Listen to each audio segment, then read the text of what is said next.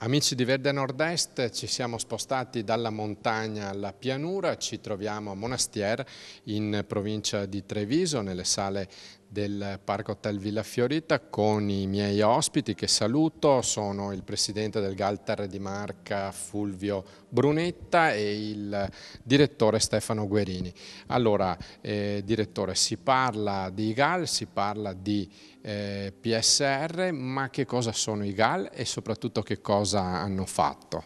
Innanzitutto la nostra attività rientra in quell'approccio che la Commissione europea chiama LEADER, che è un acronimo francese che tradotto sta per Azioni Locali per lo Sviluppo delle Aree Rurali. Questo è il nostro punto di riferimento principale. È un'iniziativa promossa e voluta fortemente dalla Commissione europea sin dagli anni 90. E il GAL Terre di Marca appunto in questo periodo di programmazione nell'ambito del PSR per il Veneto 2007-2013 ha proprio attivato e proposto e applicato questo tipo di approccio a livello locale, in particolare su 16 comuni a sud-est della provincia di Treviso. GAL è un acronimo che sta per Gruppo Azione Locale. I nostri punti di forza sono il partenariato e la rete che il GAL ha realizzato in questo territorio, quindi il collegamento fra tutti i soggetti attuatori e portatori di interesse per lo sviluppo locale. Allora, una delle attività svolte dal GAL è sfociata, come ricordavamo poc'anzi fuori dalla registrazione con il presidente Brunetta, in questa splendida rassegna dedicata ad Ernest Hemingway e il Piave, le origini e una poetica. Allora, Hemingway conosce bene il Veneto perché arriva nel 18 sul finire del primo grande conflitto mondiale, prima arriva a Schio, poi come autista della Croce Rossa americana arriva nelle terre del Piave. Questa è una testimonianza, state vedendo i pannelli che compongono questa splendida mostra. Hemingway era davvero attirato, oltre che decisamente dalla tragedia che in quel momento imperava, anche da quelli che erano i paesaggi del nostro Veneto. Sì, questa è una realizzazione che è stata fatta dal Consorzio Marca Treviso e nasce proprio con un obiettivo puntuale. Siamo vicini al centenario della Grande Guerra e in questo contesto stiamo predisponendo tutta una serie di percorsi e di comunicazioni che guardano a questo grande evento, in memoria di questo grande evento. Qui a Monastier Hemingway lasciò un segno tangibile della sua presenza e della sua attività e proprio da qui parte in qualche modo questo percorso che andrà all'interno di una celebrazione più ampia dove ci sono tutti i soggetti della provincia ad altri attuatori di questo territorio, andrà a celebrare questo evento e soprattutto andrà a rimarcare quello che sono dei modi per comunicare e trasferire il territorio attraverso chi lo ha visto e chi lo ha vissuto.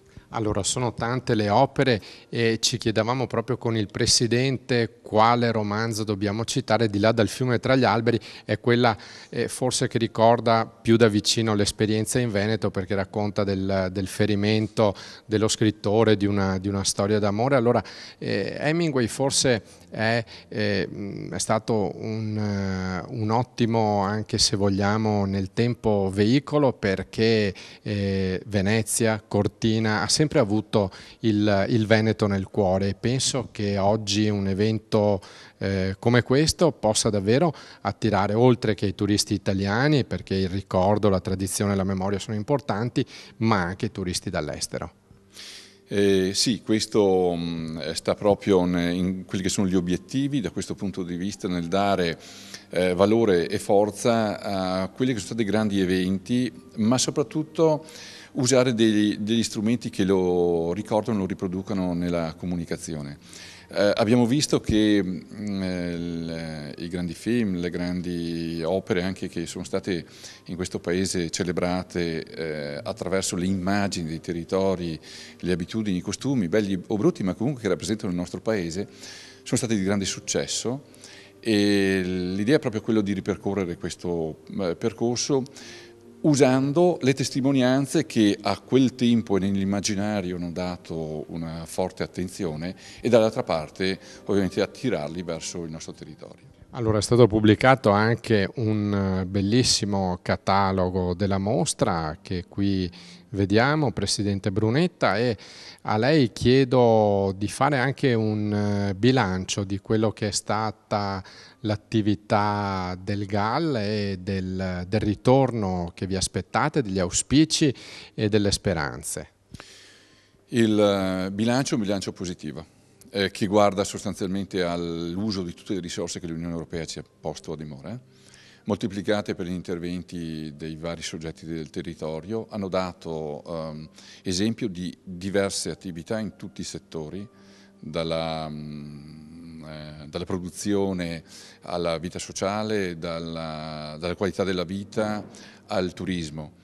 E ritengo che nel nostro GAL veramente ci sia stata la possibilità di farci vedere e conoscere come territorio. Questo è un esempio, ma sicuramente tanti altri ci stanno dando una mano. Allora, al direttore Guerini, in chiusura di questo servizio sulla mostra di Hemingway e il Piave, chiedevo per i nostri amici da casa un'informazione di servizio per venire a visitare. Allora ricordiamo qui a Monastier, Parco Hotel Villa Fiorita, fino a quando e indicativamente gli orari. Certo, precisamente la mostra rimarrà aperta al pubblico gratuitamente fino al 26 maggio del 2015.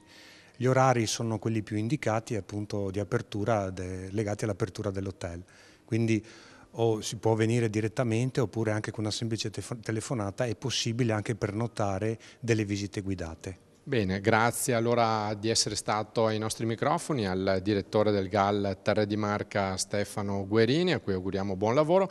Naturalmente un saluto anche al presidente del GAL Terre di Marca, Fulvio Brunetta. Un saluto a voi e vi aspettiamo a Monastier a visitare un qualcosa che ricorda sicuramente un'emozione.